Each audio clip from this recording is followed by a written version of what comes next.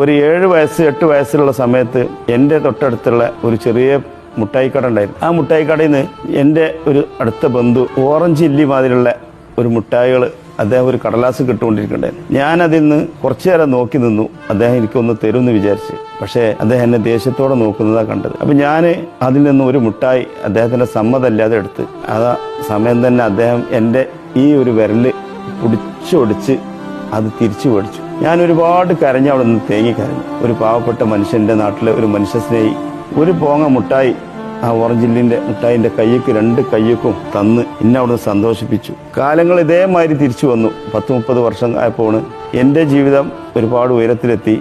ആ മിഠായി മേടിച്ച ആള് ഒരുപാട് താഴ്ചയിലും വളരെ വിഷമത്തോടെ ജീവിതമായി. അദ്ദേഹത്തിന് ജോലി ചോദിച്ചതിൻ്റെ അടുത്ത് വന്നു. ഞാൻ അദ്ദേഹത്തിന് മാന്യമായ ജോലി കൊടുത്തു, സാമ്പത്തികമായിട്ട് സഹായിച്ചു. പക്ഷെ അന്ന് ഞാൻ എൻ്റെ കരച്ചിൽ കണ്ട് എനിക്ക് മിഠായി എടുത്ത് തന്നെ എൻ്റെ ആ മനുഷ്യസ്നേഹി എൻ്റെ അടുത്ത് ഒരു ദിവസം വന്ന് എന്നോട് ചോദിച്ചു, എനിക്ക് ഒരു 2000 രൂപ വേണം, ഒരാഴ്ച കഴിഞ്ഞ് തിരിച്ചു തരാം. അത് പറഞ്ഞു വന്നപ്പോൾ എനിക്ക് അദ്ദേഹത്തോടുള്ള ഒരു സ്നേഹം ഇഷ്ടം എത്രയെന്ന് പറയണ്ട. ആ മുട്ടായിൻ്റെ വില 2000 10,000 തീരുന്നതല്ലായിരുന്നു.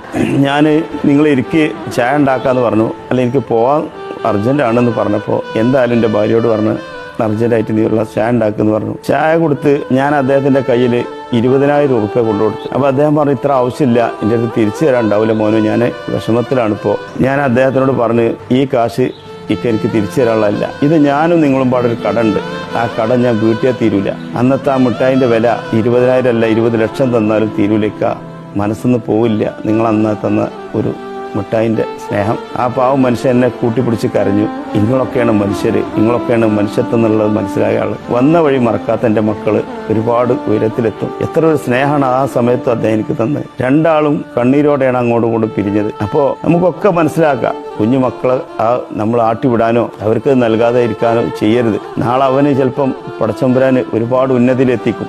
അന്ന് നമുക്ക് തിരിച്ച് അവനോട് സഹായം ചോദിക്കാനുള്ള സാഹചര്യം ഉണ്ടാവും. എൻ്റെ അനുഭവം മാത്രം. ജാതി മതം പറയാൻ ഞങ്ങൾക്ക് അധികാരമില്ല. വിഷന്ന കാലത്ത് മേനാമ്പാപ്പയും ജാനകിയമ്മയൊക്കെ ഒന്നും ഭക്ഷണം തന്നില്ലേ. ഉമ്മ സുഖമില്ലാതെ സീരിയസ് ആയി കിടന്നന്ന് ആരും കൊണ്ടുപോകാൻ ഹോസ്പിറ്റലിലില്ലാതെ ഇനി കൊണ്ടുപോകേണ്ട മരണം ഉറപ്പാന്ന് പറഞ്ഞപ്പോൾ അന്ന് മുകുന്ദേട്ടനും സുബ്രേട്ടനാണ് ചാക്കിൽ മുള കൊണ്ട് കെട്ടിയിട്ട് തിരൂര് ഹോസ്പിറ്റലിൽ ഉമ്മാനെ എത്തിച്ചത്. അങ്ങനെയാണ് ഉമ്മ രക്ഷപ്പെടുന്നത്. അപ്പോൾ നമുക്ക് എവിടെ ജാതി? അവർക്കന്ന് ജാതി ഉണ്ടെങ്കിൽ എൻ്റെ ഉമ്മ അന്ന് മരിച്ചിരുന്നു.